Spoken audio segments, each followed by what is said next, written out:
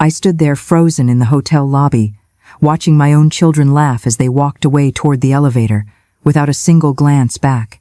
Jessica, my daughter-in-law, had said something about finally getting rid of the burden, and they had all laughed. They didn't know I had heard every word.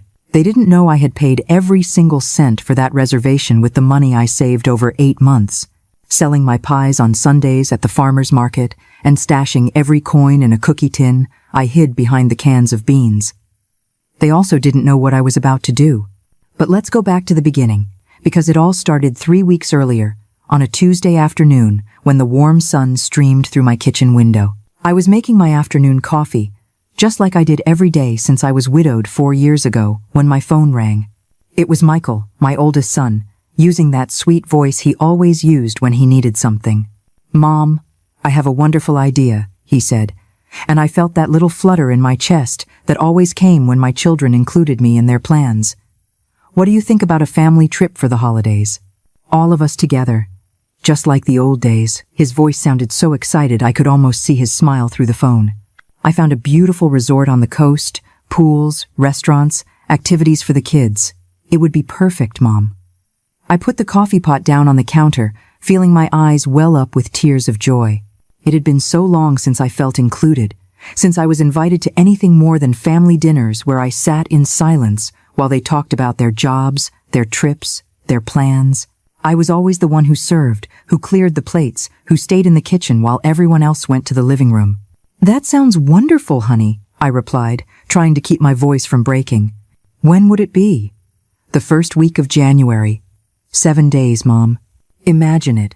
All of us, me and Jessica, David and Lauren, the grandkids, and you, of course, like one big, happy family." He paused and then added, "There's just one small detail, Mom. The resort requires one person to make the reservation. Could you take care of it? We'll transfer you the money later, of course. It was always like that. I was the one to put my name down, to provide the guarantee, to handle the paperwork while they enjoyed themselves. But this time, I didn't care. It was a chance to do something special for my family, to show them how much I loved them. Of course, son, count on me."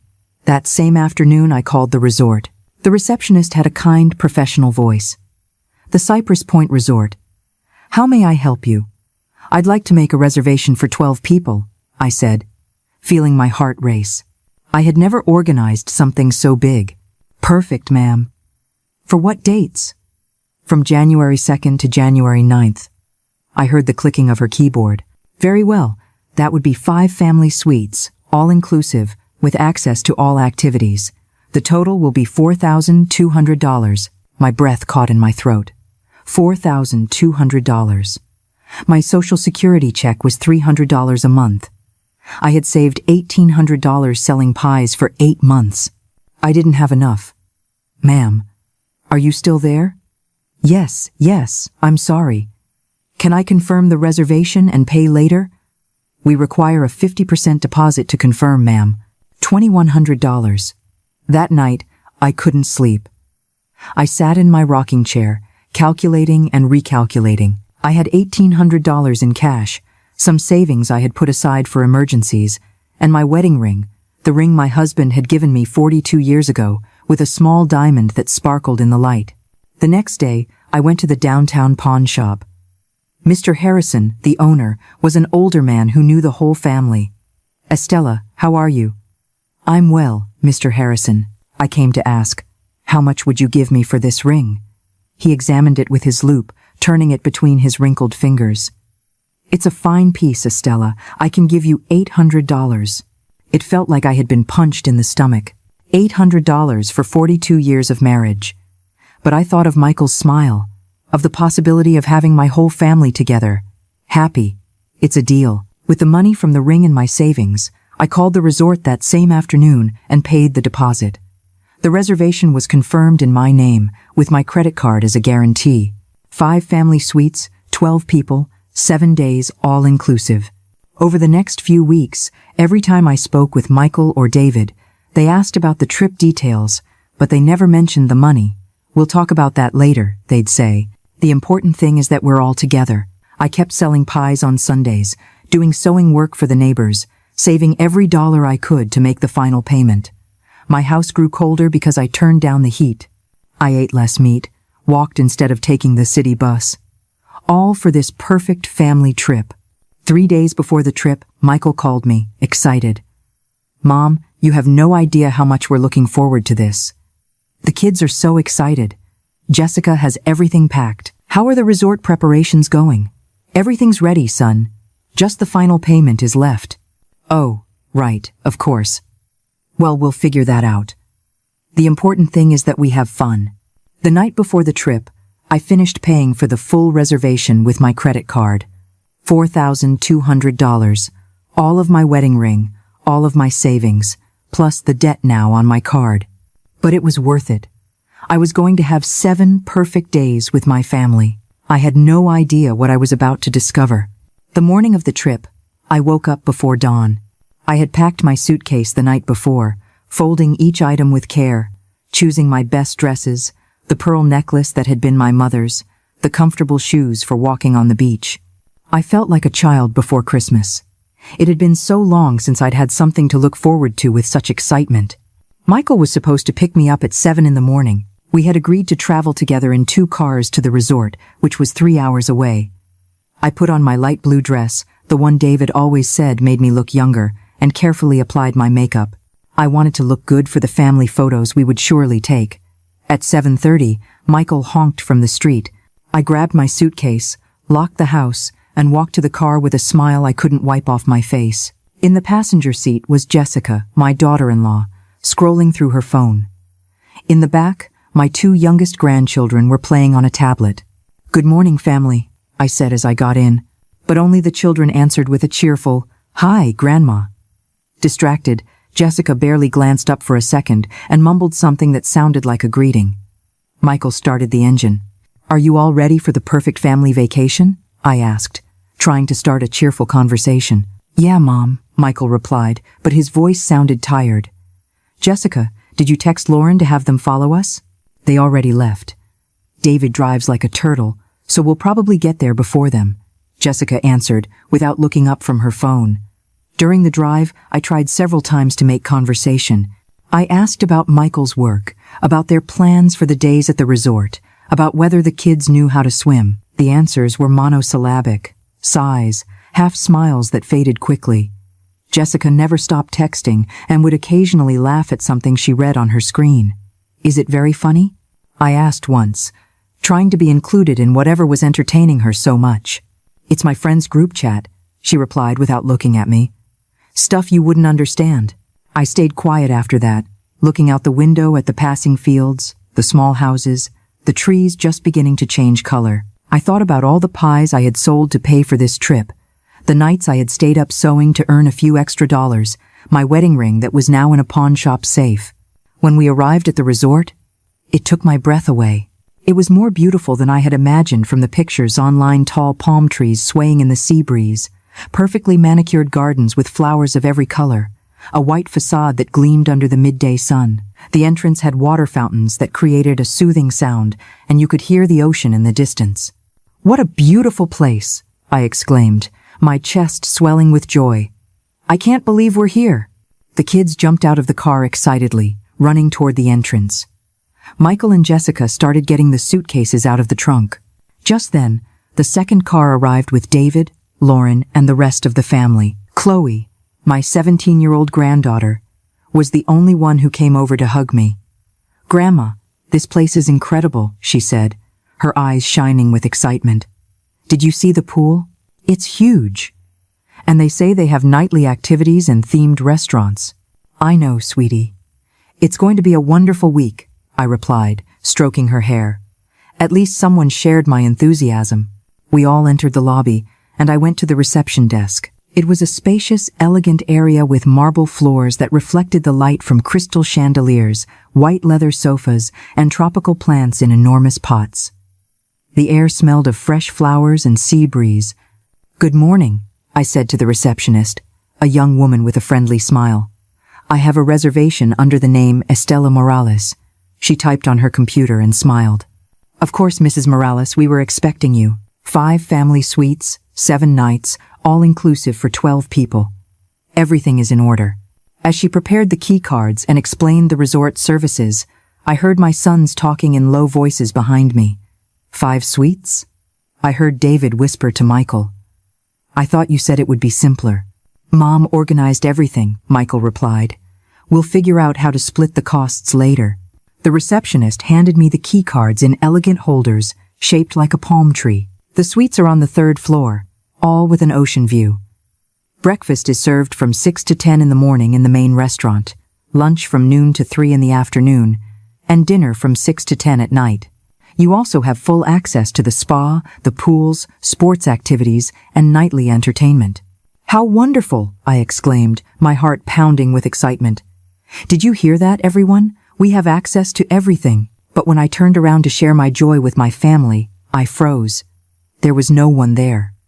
Michael, David, Jessica, Lauren, and all the grandchildren had disappeared. Only Chloe remained, looking at me with a strange expression on her face.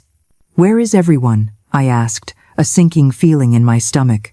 They went toward the elevators, she replied, biting her lower lip. Dad said they were going to get settled in the rooms and that we'd meet up later. Without waiting for me? Without the keys? Chloe didn't answer, but I saw in her eyes that there was something she wasn't telling me. We walked toward the elevator area, but there was no sign of the family. We went up to the 3rd floor and walked down the hallway looking for them, but it was as if they had vanished. Chloe, what is going on here? I asked, my voice trembling. She sighed and took out her phone. Grandma, there's something you need to know. They're in a family group chat, and... She stopped, as if it was hard for her to continue. What group chat? The one Dad, Uncle Michael, Mom, and Aunt Jessica made. It's called Drama-Free Vacation. Her voice got smaller. Grandma, they didn't want you to come on the trip. I felt as if the marble floor was shifting beneath my feet. What do you mean they didn't want me to come? But Michael invited me. He asked me to organize everything. Chloe showed me her phone with trembling hands. On the screen, I could see the group chat. The most recent messages broke my heart into a million pieces. We're here. The old lady took care of everything, as usual. Perfect. Now we can enjoy ourselves without her watching over us all the time. Did you see how excited she got at reception? How embarrassing. Well, at least she's useful for something. Let her stay in her room watching television while we have fun. The words blurred in front of my eyes. I felt them fill with tears, felt my throat tighten. $4,200. My wedding ring. 8 months of work. All so they could enjoy themselves. Without drama, without me. Grandma. Chloe's voice sounded very far away. Grandma, are you okay? No, I wasn't okay. But I wasn't finished, either. I stood there in the hotel hallway, with the 5 key cards dangling from my trembling fingers, while Chloe looked at me with tears in her eyes.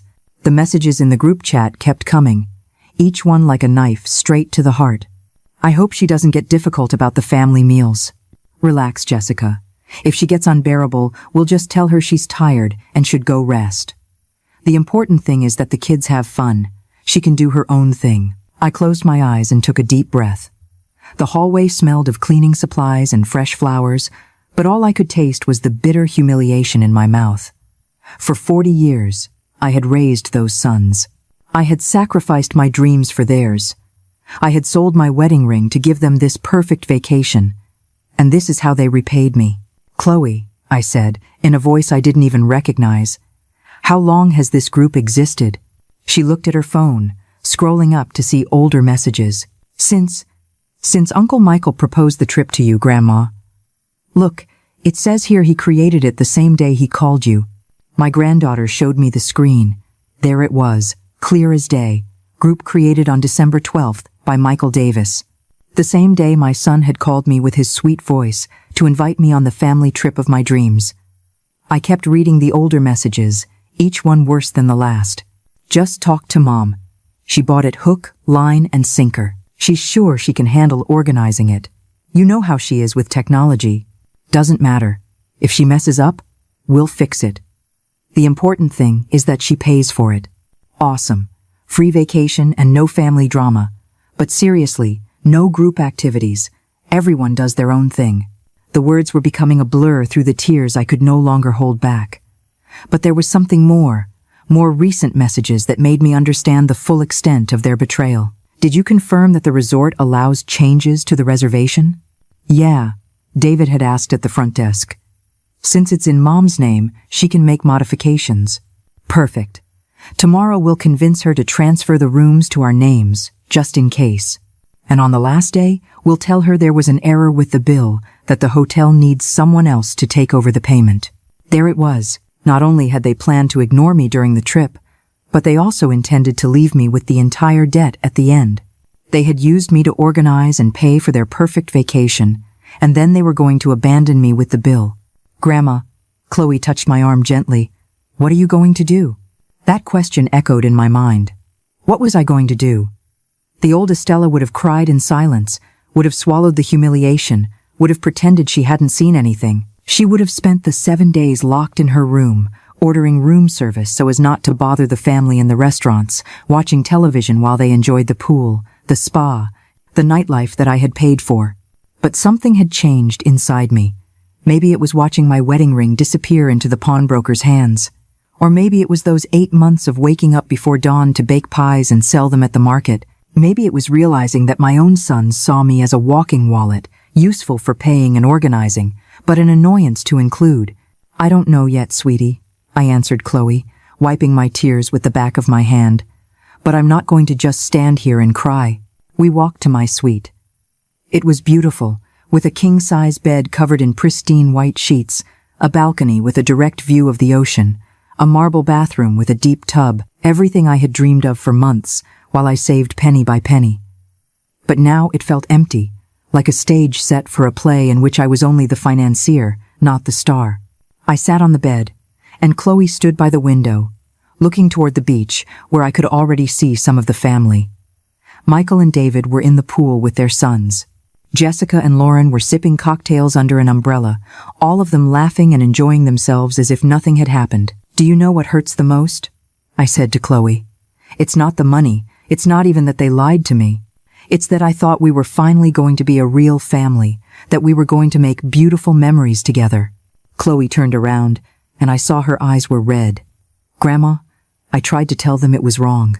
When Dad added me to the group, I told them it wasn't fair to you, but they said I didn't understand, that adults sometimes have to make tough decisions. Tough decisions?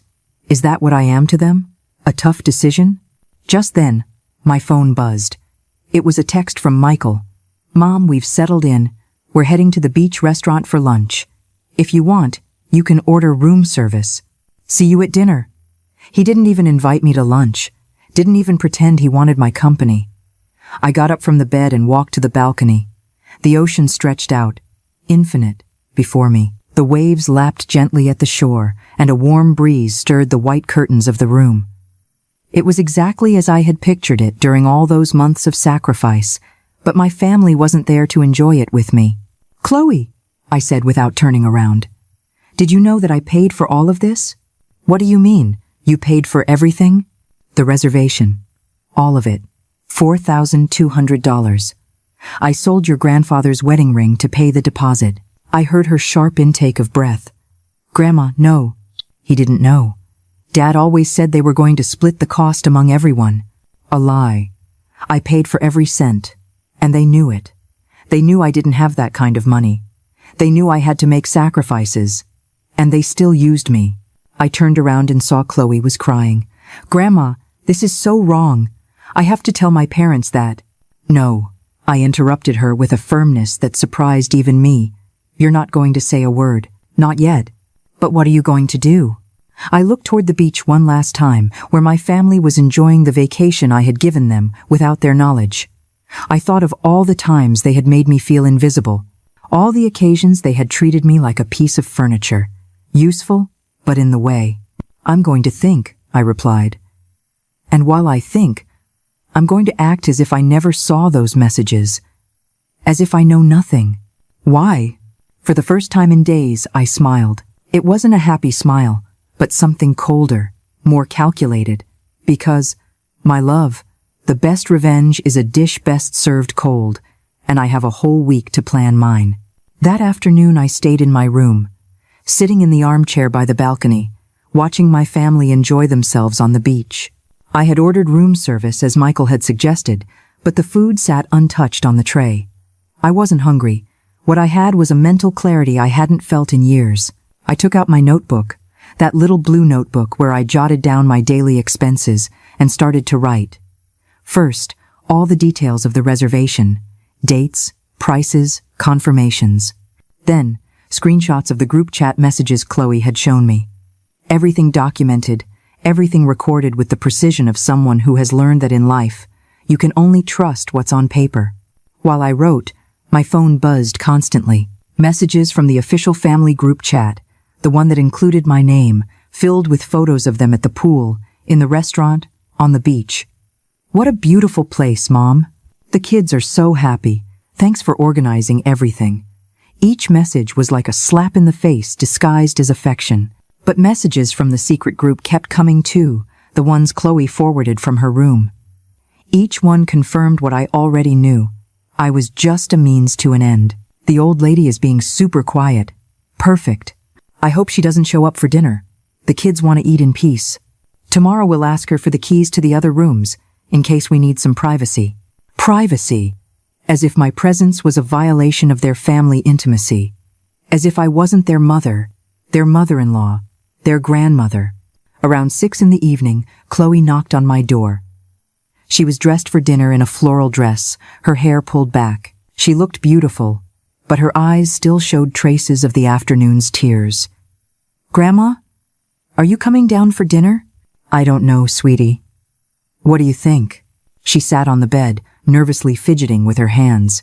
I think you should go down. Not because they deserve it, but because you paid for that dinner and you have a right to enjoy it. I smiled. My granddaughter was wiser than her family could ever imagine. You're right. I'm going down. I got ready carefully. I put on my black dress, the elegant one I'd bought especially for this trip at a second-hand shop, but that fit me perfectly. I put on makeup, my pearl earrings, and a little of the perfume that had been my mother's.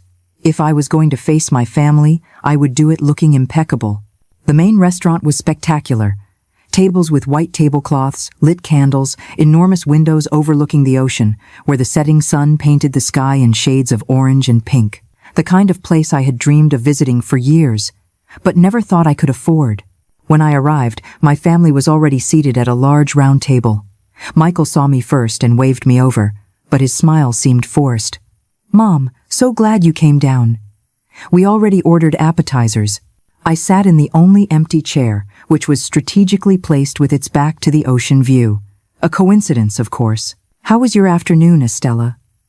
Lauren, my younger daughter-in-law, asked me with that sweet voice she used when people were around. Very quiet, I replied, pouring myself some water. I rested, read a little, enjoyed the view from my balcony. That's good, Jessica said without looking up from the menu. We were at the pool all day. The kids didn't want to get out of the water. It looks like they had a lot of fun, I commented, watching my grandchildren, who were tanned and happy. At least they were genuinely enjoying the trip. During dinner, the conversation flowed as if nothing had happened. They talked about the spa, the activities they had planned for the next day, the perfect weather, how delicious the food was. I nodded, smiled at the right moments, made occasional comments. But inside, I was taking mental notes of every detail. I noticed how David ordered the most expensive bottle of wine on the menu without consulting me, as if it were natural that I would be paying. I noticed how Jessica ordered 2 desserts to try, and then only took 1 bite of each. I noticed how Michael told the kids to order whatever they wanted, no limits, because Grandma is treating us all. But what I noticed most was something that broke my heart. When one of my grandsons, little 8-year-old Leo, asked if we could build sand castles together the next day, Jessica immediately intervened. Honey, Grandma is too tired to be at the beach all day. You can play with your cousins instead. But I want to play with Grandma, Leo insisted. Older adults need more rest, Lauren said, patting his head. You'll have time to play with Grandma when we get back home. Older adults, as if I were a relic in a museum, too fragile to participate in real life. I'm 65, not 90. I can build sandcastles perfectly fine. Actually, I said, with a smile I hoped looked natural, I would love to build sandcastles with you, Leo. Tomorrow after breakfast, how does that sound? I saw Jessica and Lauren exchange a quick glance. That silent communication of people used to manipulating situations. Well, we'll see what the weather is like in the morning, Jessica finally said. After dinner, as we walked back toward the elevators, I heard David whisper to Lauren, "We'll go to the spa early tomorrow. Take the kids to the kiddie pool so they don't bother Mom. Early tomorrow." The same time I had arranged to meet Leo to build sandcastles. How convenient. In the elevator, Michael asked me, "Mom, do you need help with anything? The hotel papers? The key cards? Anything like that?" There it was. They were already starting their plan to take control of the reservation away from me. "No, son. Everything is perfect. I have it all under control. It's just that I thought maybe it would be easier if one of us handled the technical details, so you don't have to worry about a thing. I appreciate the offer, but it's really not necessary." I saw the flicker of frustration in his eyes for a split second before he smiled again. When I got to my room, Chloe was already waiting for me, sitting in the hallway. "How was dinner, Grandma?" "Educational," I replied, opening the door. "Very educational."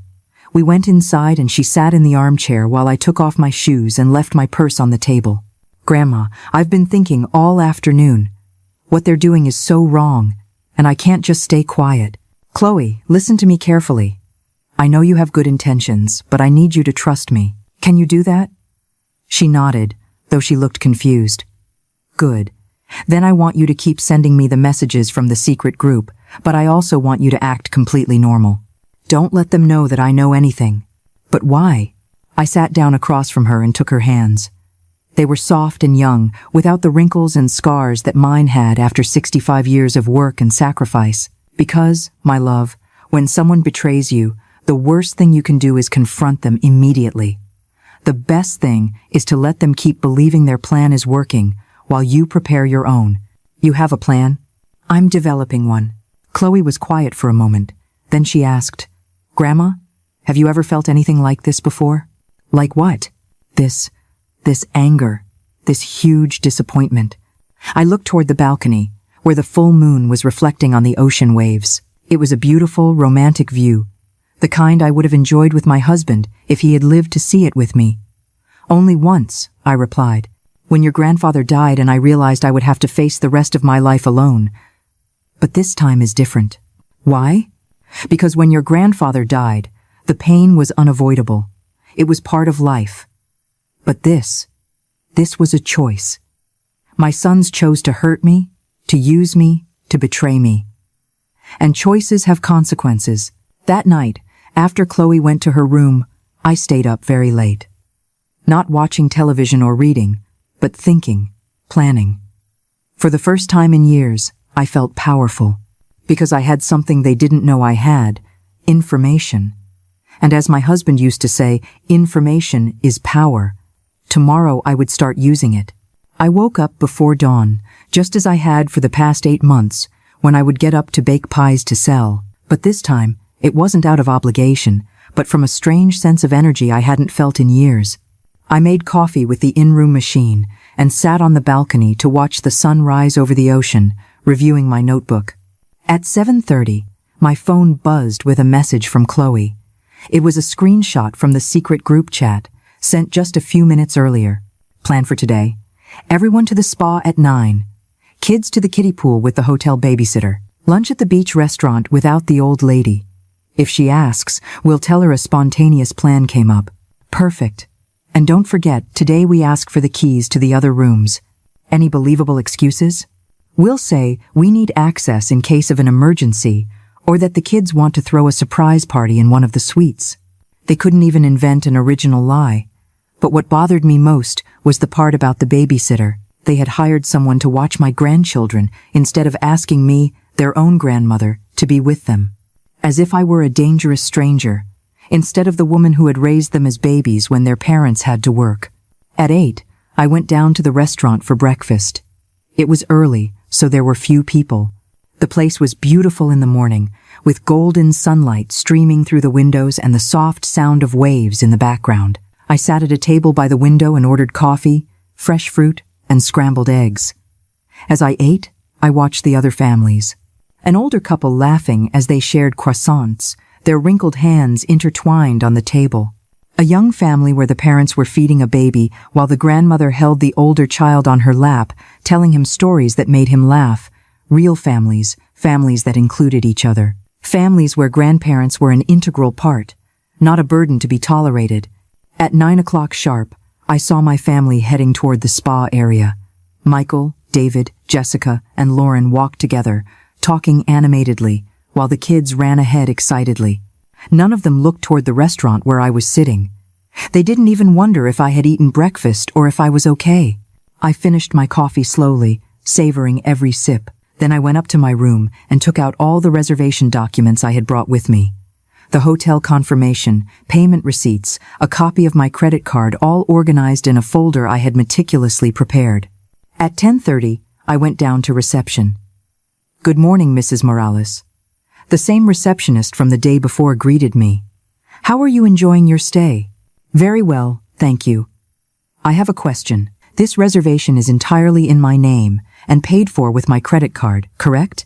She checked her computer. "That's right, ma'am. Everything is registered under your name. Estela Morales. 5 suites for 7 nights. All inclusive. All services included. Paid in full. And if I wanted to make changes to the reservation, would I have the authority to do so?" "Of course. As the primary name on the reservation and the one who made the payment, you have full control. Is there something you'd like to change?" "Not at the moment. I just wanted to confirm." "Another question. Is it possible to add a security note to the account so that any changes require my personal in-person authorization?" The receptionist looked at me with curiosity but nodded professionally. "Certainly. Would you like to add any specific instructions?" "Yes. I want it on record that I, Estela Morales, am the only person authorized to make changes to this reservation. No one else in my party can modify dates, services, or transfer rooms to another name without my physical presence and my identification." "Understood. I will add that to the system immediately." While she typed, I observed the lobby. It was early, but it was already busy. Guests heading to the beach, families planning their day, the hotel staff attending to everyone with professional smiles. Everything seemed normal and perfect, but I knew that in a few hours, when my family returned from the spa, they would try to execute their plan to take control from me. "All set, Mrs. Morales. Is there anything else I can help you with?" "One more thing. What is the hotel's cancellation policy?" "It depends on the type of reservation. In your case, having paid the full rate in advance, you can cancel up to 24 hours before final checkout without penalty. If you cancel with less notice, 1 night's stay would be withheld." "I understand. And if I decided to shorten the stay, would I be refunded for the unused nights?" "Yes, ma'am. You would be refunded the cost of the remaining nights, minus any applicable penalty." "Perfect. Thank you very much for the information." I went up to my room with a strange feeling. For the first time in months, I felt in control of something. I wasn't the helpless old woman my children thought I was. I was the name on the reservation, the one with all the decision-making power, the one who had paid every cent. At 11:30, Chloe knocked on my door. She was flustered, her hair damp with chlorine from the pool. "Grandma, I have to tell you something urgent." "What happened?" "I was at the kiddie pool with my cousins when I overheard Dad on the phone. He was talking to someone from the bank. My blood ran cold." "From the bank?" "Yes. He was asking about how to dispute a charge on a credit card. He said something about a hotel, about unauthorized expenses." Chloe sat on the bed, looking worried. "Grandma, I think they're going to say you made charges without the family's permission." The room started to spin. Not only did they want to ruin my vacation and take control of the reservation, but they were also planning to leave me with the entire debt and then dispute the charges so they wouldn't have to pay a thing. "Are you sure about what you heard?" "Completely." After the call, Dad went over to where Uncle Michael and my aunts were. I saw them talking in low voices, but I managed to hear Dad say, "It's in process. It should be resolved by tomorrow." Tomorrow. They had it all figured out. They probably planned to enjoy all the hotel services until the last day and then activate the charge dispute, leaving me not only humiliated but also bankrupt. I stood up and walked to the balcony. The ocean was still there, beautiful and indifferent to human dramas. The waves came and went with the same steady rhythm. But something had changed in me since yesterday. It wasn't just disappointment or sadness I felt anymore. It was something colder, more determined. "Chloe," I said without turning around, "do you trust me?" "Of course, Grandma." "Then I need you to do something for me. And it's very important that you don't tell anyone what I'm about to ask. Anything." I turned and looked her directly in the eyes. "I want you to come to my room tonight, when everyone is asleep. We are going to have a very important conversation about the future of this family." "What are you going to do?"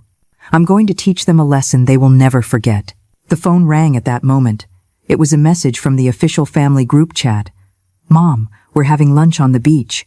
We saved you a spot if you want to come." Liars.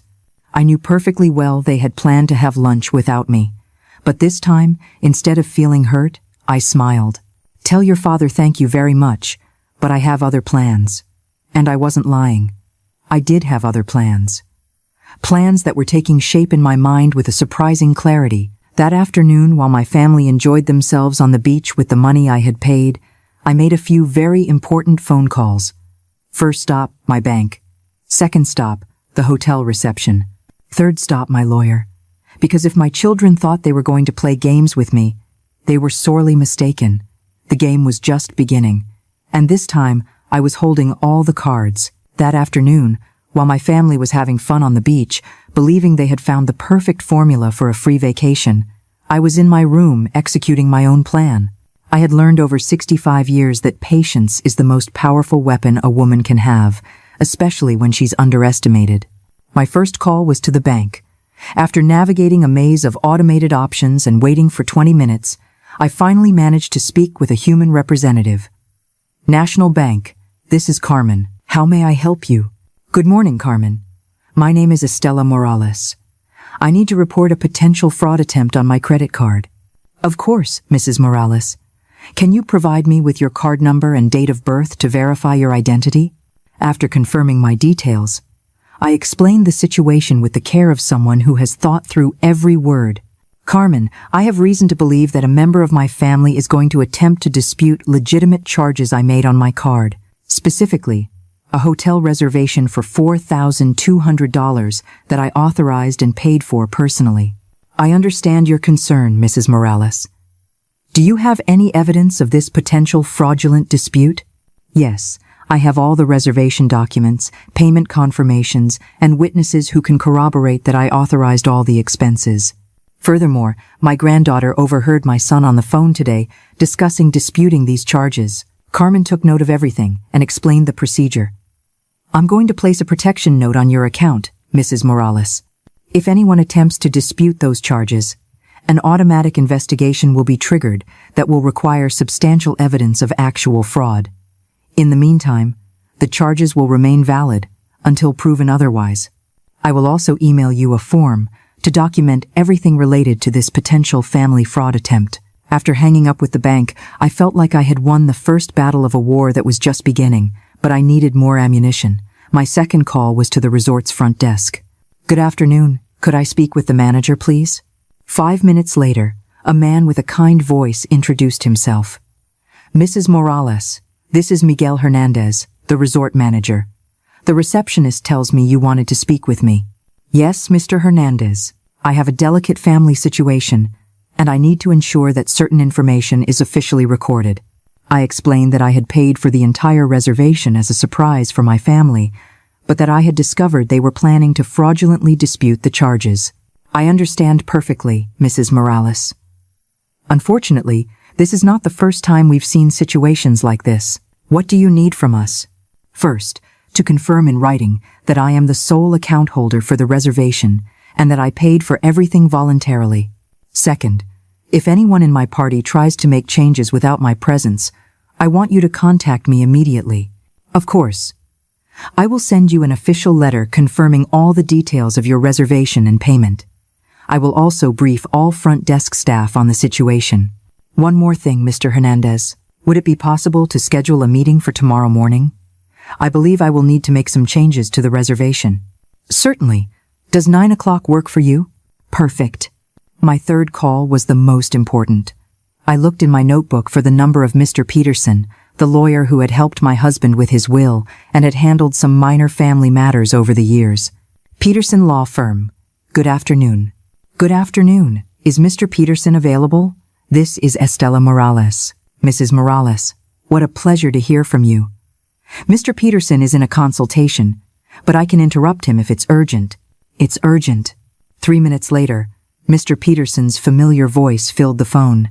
Estela, how are you? Is everything all right? No, Mr. Peterson, nothing is all right. I need urgent legal advice. I told him the whole story. The trip, the group chat messages, the plan to dispute the charges, everything.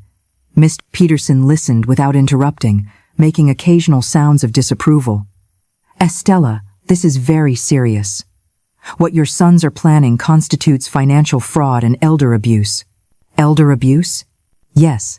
Using deception to obtain financial benefits from a senior citizen is a federal offense.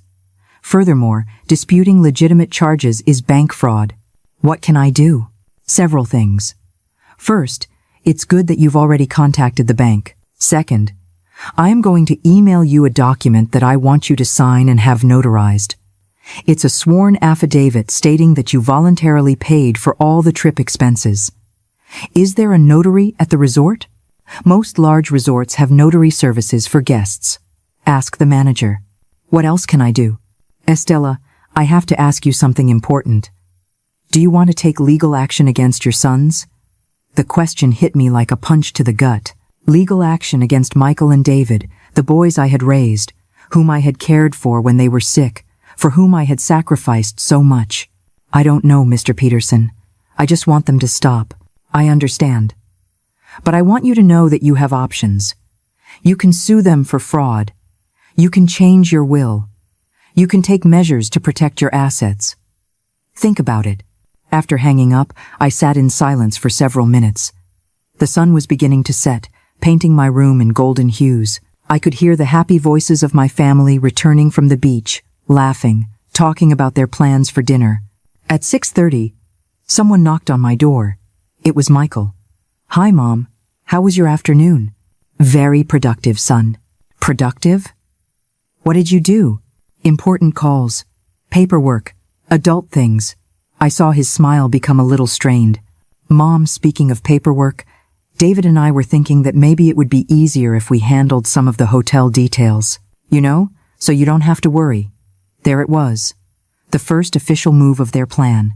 What kind of details? Well, the keys to the other rooms, for example, in case there's an emergency and we need access. What kind of emergency would require you to have access to rooms that aren't yours? Michael seemed thrown off by the direct question. I don't know, Mom. We just thought it would be more practical. Michael, I said in the calmest voice I could manage, I am 65 years old, not 95. I can handle the keys to the rooms perfectly fine. Of course, Mom. I didn't mean you couldn't. I just thought, what did you think? Exactly. I watched him get nervous, searching for the right words to manipulate the situation without sounding too obvious. Nothing, Mom. Forget it. Are you coming to dinner? Of course. It's my money paying for that dinner, isn't it? The question took him by surprise. Your money? Whose else would it be, Michael? No, of course. You're right. We'll split everything at the end of the trip, like we talked about. When did we talk about that exactly? Michael fell silent for a moment, clearly confused by my change in attitude. The submissive, accommodating Estela he expected to find wasn't there. Well, Mom, I thought it was obvious that what was obvious. That we were going to share the expenses. Michael, did I ever ask you if you wanted to share the expenses? No, but did we ever agree that this would be a shared expense? Mom, I don't understand why you're asking these questions. I stood up and walked to the door. Let's go to dinner, son. I'm hungry. As we walked to the elevator, I could feel his confusion.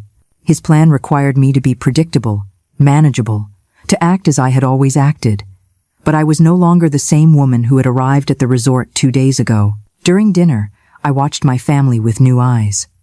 I saw how each of them enjoyed the food I had paid for, the expensive drinks they ordered without a thought, the multiple desserts they requested on a whim. I saw them talking about their plans for the next day, as if I weren't there, as if my presence were optional. But I also saw something else. I saw Chloe watching me with worried eyes, understanding that something had changed in me. I saw my younger grandchildren genuinely enjoying the trip, knowing nothing of the adults' betrayals. And I realized something important. Not everyone at that table had betrayed me. That night, after everyone had gone to their rooms, Chloe came to see me as we had agreed. "Grandma, what's going on? Dad was acting so weird." He was acting weird because his plan isn't going as he expected. I told her about my calls that day, about the measures I had taken to protect myself, about the meeting I had scheduled with the hotel manager in the morning. "Are you going to cancel the trip?" she asked, her eyes wide. "No, my love. I'm going to do something much better." "What?" I smiled. And for the first time in days, it was a genuine, unforced smile. "I'm going to give them exactly what they deserve." At 5 in the morning, I was already awake, not because I had set an alarm, but because my body had developed the habit of waking up early during those months of selling pies. But this time, instead of feeling the familiar weight of exhaustion and obligation, I felt strangely energized. Today was the day everything would change. I showered calmly, dressed in my best outfit, the navy blue suit I had bought for my husband's funeral, but had never had an important occasion to wear. Then I went down to the restaurant. It was 6:30, and the place was almost empty. Perfect. I needed quiet to review my notes one last time. As I sipped my coffee and reviewed the documents Mr. Peterson had emailed me overnight, I saw Miguel Hernandez, the resort manager, walk in. He was a man in his 40s, elegant, with that warm professionalism that characterizes people who truly understand service. "Mrs. Morales, good morning. How did you sleep?" "Very well, thank you. Could we move our meeting up? I have a few things I'd like to discuss before my family wakes up." "Of course. Would you prefer to go to my office?" "Yes, that would be perfect." His office was elegant but welcoming, with a view of the resort's garden. It had diplomas on the walls, photos of special events, and a coffee machine he immediately offered to use. "Mrs. Morales, last night I reviewed your case with my legal team. We want to make sure we fully understand the situation." "Your legal team?" "Yes, cases like yours, while unfortunately not rare, require us to follow certain protocols to protect both the guest and the resort." Miguel opened a folder on his desk. "Let me confirm. You paid the full reservation of $4,200 with your own credit card, without coercion, as a surprise for your family. Is that correct?" "Completely correct." "And you have evidence that some members of your family plan to fraudulently dispute these charges?" "Yes. My granddaughter overheard my son coordinating with the bank." "I see. I have 2 documents here that I would like you to review. The first was an official statement from the resort, confirming all the details of my reservation and payment. The second was more interesting, an addendum to the contract giving me exclusive authority over every aspect of the stay." "What does this mean exactly?" I asked, pointing to the second document. "It means that you, as the person who paid and the primary name on the reservation, have absolute control. You can decide who stays and who goes. You can modify services. You can even cancel specific rooms if you wish." My pulse quickened. "I can cancel specific rooms?" "Absolutely. There are 5 suites reserved under your name. You can keep all 5, or you can cancel 1, 2, 3, or even 4 of them if you wish. And the people in those rooms? They would have to find alternative accommodations or leave the resort." The idea began to form in my mind with crystal clarity. "Miguel, what time is checkout?" "Normally at noon, but we can be flexible depending on the circumstances." "And if someone needs to leave before then?"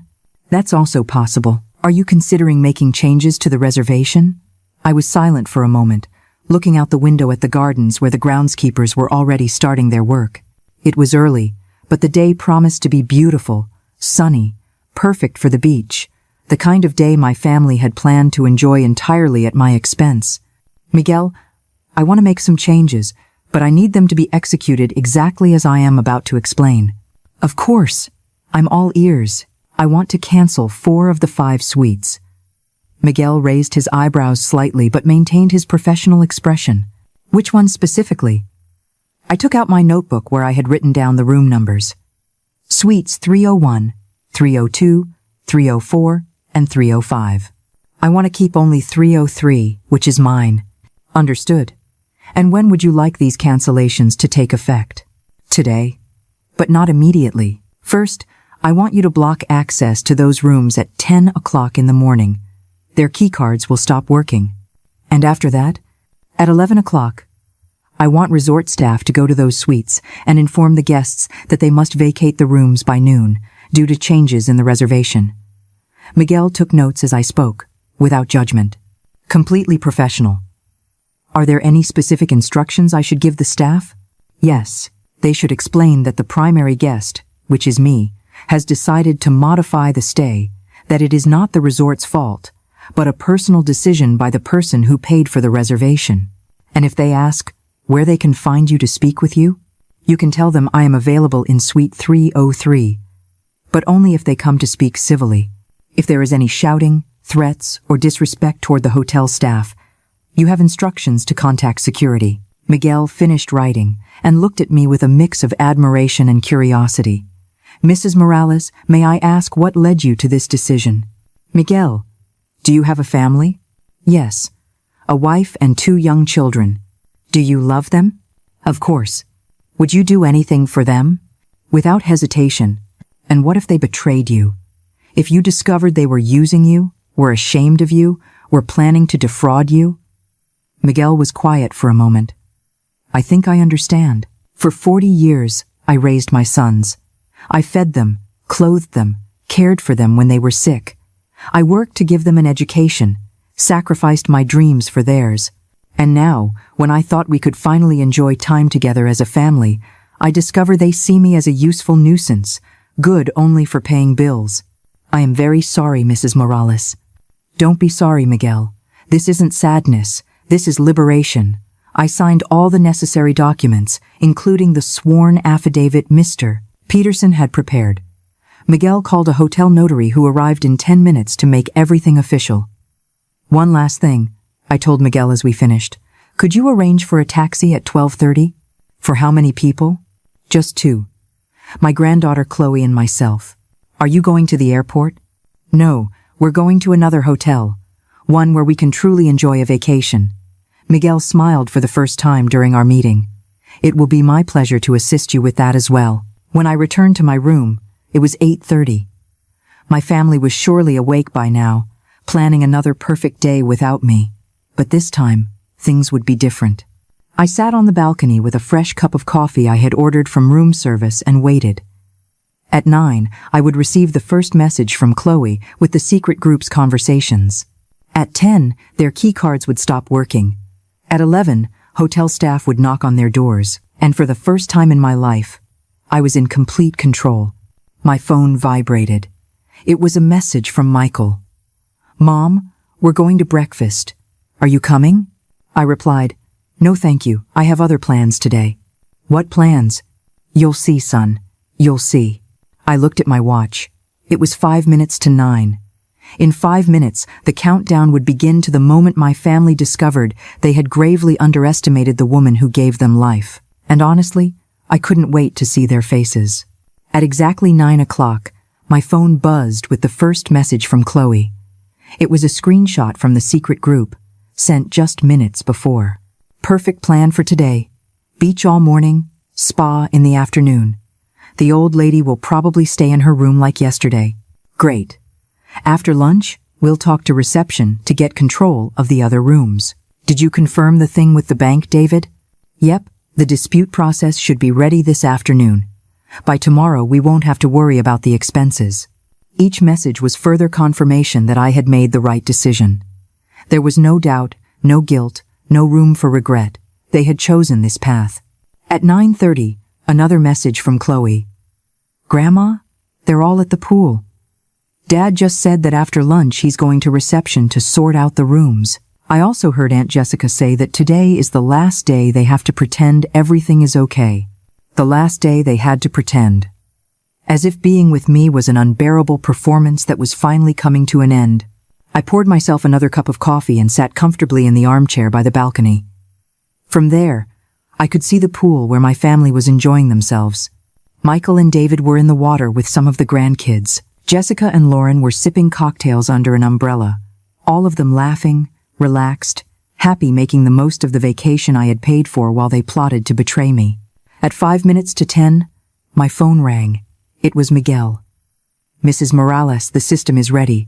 In 2 minutes, the key cards for suites 301, 302, 304, and 305 will be deactivated." "Perfect, Miguel. Is your staff prepared for what's coming?"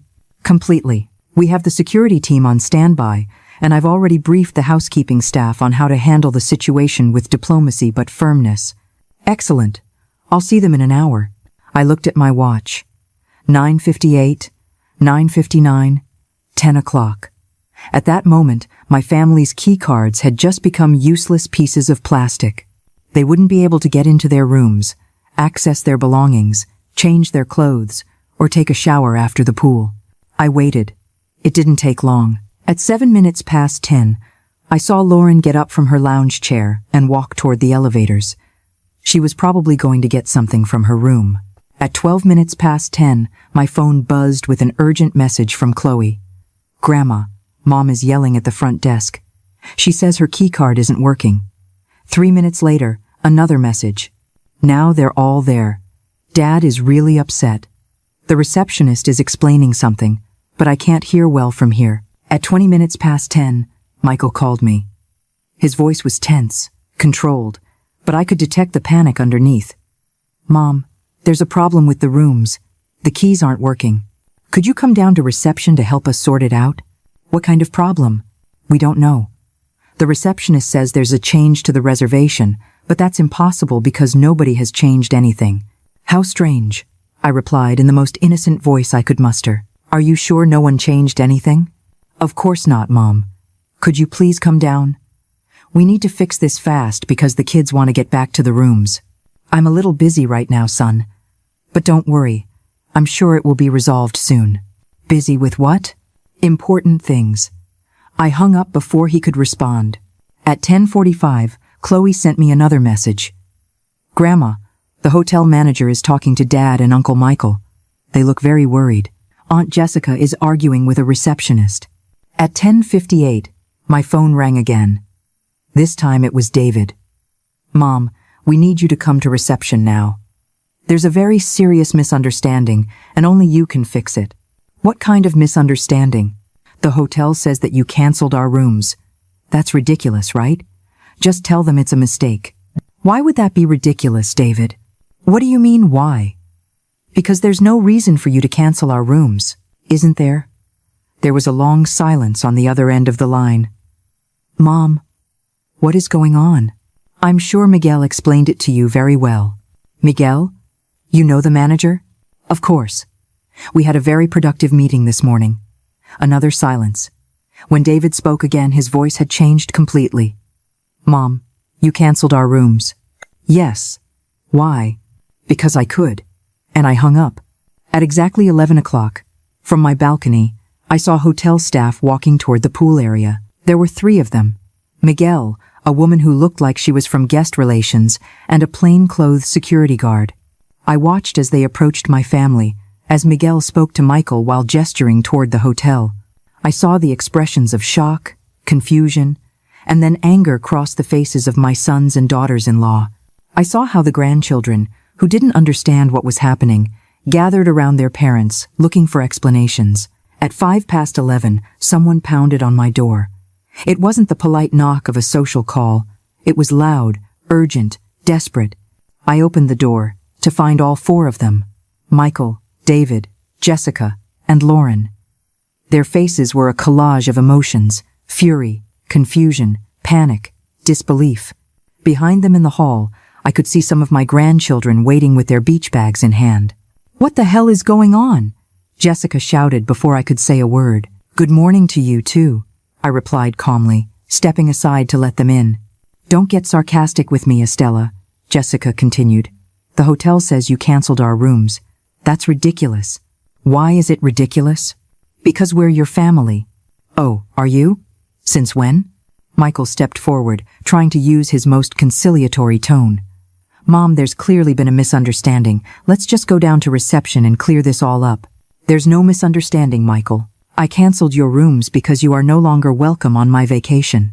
Your vacation? Lauren looked genuinely confused. I thought this was a family trip. I thought so too.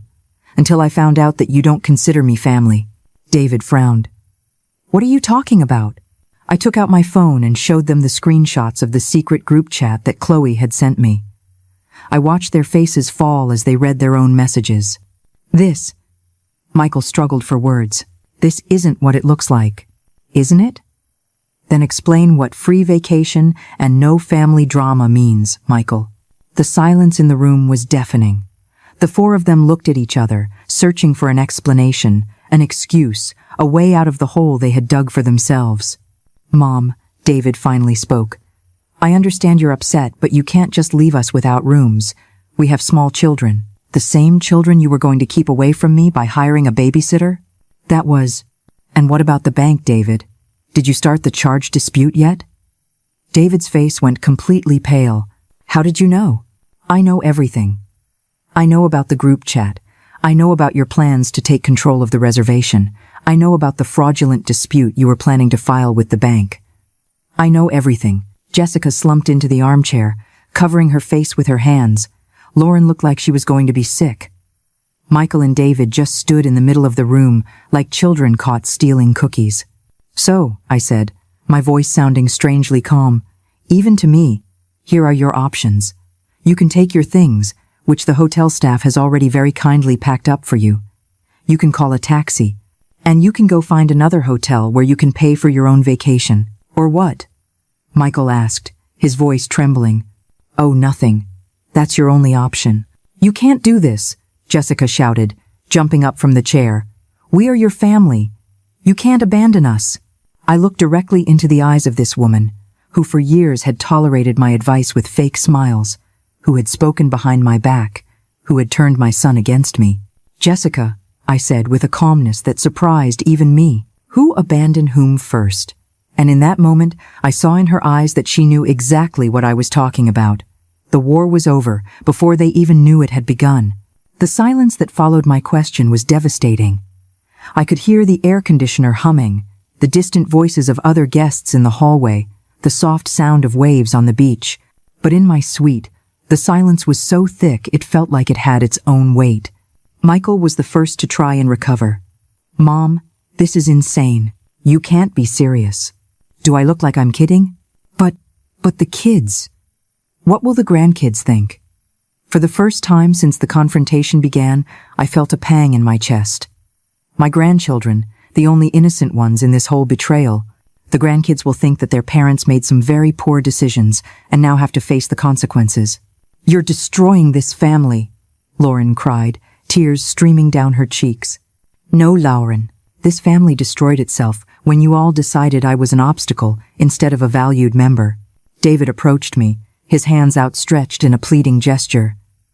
Mom, please. I know we made mistakes, but we can fix this. We can talk. You want to talk now? After months of planning this deception? It wasn't months, Michael mumbled. No? The group chat was created the same day you invited me on this trip, Michael. The very same day. I watched him deflate internally. There was no way to deny the evidence anymore. Fine, Jessica said, standing up with a furious expression she no longer tried to hide. You want to be the martyr? You want to pull your dramatic stunt? Perfect. But don't expect us to come running back when you get lonely again. Her words were designed to hurt me, to make me reconsider, to trigger that part of me that had always been afraid of being alone. Jessica, I said, walking to the door and opening it wide. I would rather be alone than be in the company of people who despise me. We don't despise you, David exclaimed. No? Then explain to me what getting rid of the burden means, and the last day we have to pretend everything is okay. David opened his mouth to answer, but no sound came out. Just then, Chloe appeared at the door. She had been waiting in the hall with the other grandchildren, looking clearly distressed. What's going on? She asked in a small voice. The kids don't understand why we have to leave. My heart broke a little more. This girl, my granddaughter, who had shown me the messages, who had been my ally, now had to leave too. Chloe, I said softly, come here. She came over, and I took her hands. Sweetie, your parents and I have some very serious differences. They are going to have to leave the resort. But why, Grandma? I looked at David, her father, wondering if he would finally have the courage to tell his own daughter the truth. Why? David said, his voice cracking. Because Dad made some very big mistakes. Chloe looked at her father, then at me, and in her eyes, I saw an understanding that went beyond her 17 years. Does it have to do with the group chat? Everyone froze. Lauren turned to her daughter with a panicked expression. What do you know about that? I know everything, Mom. I know what you've been saying about Grandma. I know you never wanted her to come on the trip. I know you only used her so she would pay for everything. The silence that followed was different. It was no longer tense with denial. It was heavy with the shame of recognition. Chloe, Lauren tried to explain. Things aren't as simple as, aren't they? Chloe pulled her hands away from mine and turned to her parents. So it's not true that you made a group without Grandma to make fun of her? It's not true that you planned to dispute the bank charges so you wouldn't have to pay? It's not true that you hired a babysitter so we wouldn't have to spend time with her? Each question was like a slap. I watched my children and their spouses shrink physically under the weight of the words from a teenager who had seen right through their lies. You hurt the one person who has always been there for us, Chloe continued, tears in her eyes but her voice steady. Grandma sold her wedding ring to pay for this trip for us. Did you know that? She sold Grandpa's ring. Michael sank into a chair, as if his legs could no longer support him. You sold your ring? I needed the money for the deposit. Mom, David looked sick. We didn't know, because you never asked. You just assumed I had an infinite supply of money for your whims. Jessica, who had been silent during Chloe's speech, finally spoke. Fine, we'll leave. But this isn't over. Is that a threat? It's a promise. You can't treat your family like this and not expect consequences. Jessica, I said, walking toward her until we were face to face. I didn't treat my family badly. My family treated me badly. What's happening now are the consequences of your actions, not mine. Michael got up from the chair. Mom, please, we can fix this. We can. You can what, Michael? Erase the messages you wrote? Cancel the fraudulent dispute you started? Give me back the respect you took from me? We can apologize. Are you apologizing because you got caught? Or because you're truly sorry? Michael couldn't answer. Exactly. Just then, Miguel knocked gently on the open door. Excuse the interruption. Mrs. Morales, your taxi is ready. He looked at my children. And for the family, your belongings are in the lobby. The resort can assist you in finding alternative accommodations if you need them. Thank you, Miguel. A taxi? Lauren asked. You're leaving too? Yes. Chloe and I are going to another hotel where we can actually enjoy the vacation I deserve. Chloe is going with you? David looked genuinely surprised. I glanced at my granddaughter, who nodded firmly. Chloe is the only person in this family who treated me with respect and honesty. She's the only one who deserves to share this vacation with me. You can't take our daughter, Lauren cried. I'm not taking her. She's choosing to come with me. Chloe, David spoke directly to his daughter. You can't do this. We're your family. Dad. Chloe looked at him with an expression that mixed love and disappointment. Grandma is our family too, and you betrayed her. I can't be a part of that. It's just for a few days, I added. After that, she can decide if she wants to return to you or not. This is kidnapping, Jessica muttered. No, I said firmly. This is justice. Michael approached me one last time. Mom, if we leave like this, things will never be the same between us. Michael, I put my hand on his shoulder, and for a moment, I saw the little boy he had been before he became the man who had chosen to betray me. Things are already never going to be the same. You all made sure of that. I picked up my suitcase, which I had packed that morning after my meeting with Miguel. Chloe already had hers ready. Where are you going? David asked in a defeated voice. To a place where I can be a grandmother without having to apologize for existing. We walked to the door. The other grandchildren were waiting in the hall, confused and sad, not fully understanding what was happening but knowing something important had broken. I knelt down in front of them. I love you all so much, I said, and this is not your fault. Someday, when you're older, You'll understand why Grandma had to do this." Leo, the little 8-year-old, hugged me tight. "Aren't we going to build sandcastles anymore? Someday, we will build the most beautiful castles in the world," I promised him, "when your parents remember how to treat the people who love them." Chloe and I walked to the elevator. As the doors closed, I could see my family in the hallway. My defeated sons, my furious daughters-in-law, my confused grandchildren. In the lobby, Miguel was waiting for us with our taxi. "Mrs. Morales," he said as the driver loaded our bags. "It has been an honor to meet you. What you did today took a great deal of courage." "It wasn't courage, Miguel. It was survival." As the taxi pulled away from the resort, I looked out the back window. I could see my family at the entrance with their suitcases, probably calling other hotels, looking for a place to stay. "Do you have any regrets, Grandma?" Chloe asked me. I thought about her question as the scenery passed by. I thought about 40 years of motherhood, of sacrifices never acknowledged, of love given freely with nothing expected in return except, in the end, basic respect. "No," I finally answered. "I regret that it took me so long to value myself." The taxi was headed toward a small boutique hotel on the coast, where I had made a reservation that morning. A place where a grandmother and her granddaughter could build sandcastles, enjoy quiet dinners, and remember what it really meant to be family. For the first time in years, I felt free. And for the first time in my life, I had put my own needs first. It was terrifying and liberating all at once, but mostly, it just felt right. Did you enjoy my story? What a journey it has been. I truly wonder, what would you have done if you were in my shoes? Would you have chosen silence to keep the peace, or would you have done what I did to reclaim your dignity? Let's meet in the comments below. I'm so curious to hear your thoughts. I'm reading every single one. Which city are you listening from tonight? If my story resonated with you, you can support me and help me bring more stories like this to the world by sending a super thanks. Your sweet support means the world to me and allows me to continue this journey with all of you. On the screen now, you can see 2 new life stories that I highly recommend you watch next. There are so many more on my channel, each with its own lessons and triumphs. Don't forget to subscribe and click the notification bell so you never miss a new chapter. Thank you for being here with me. Until the next story, with love and respect.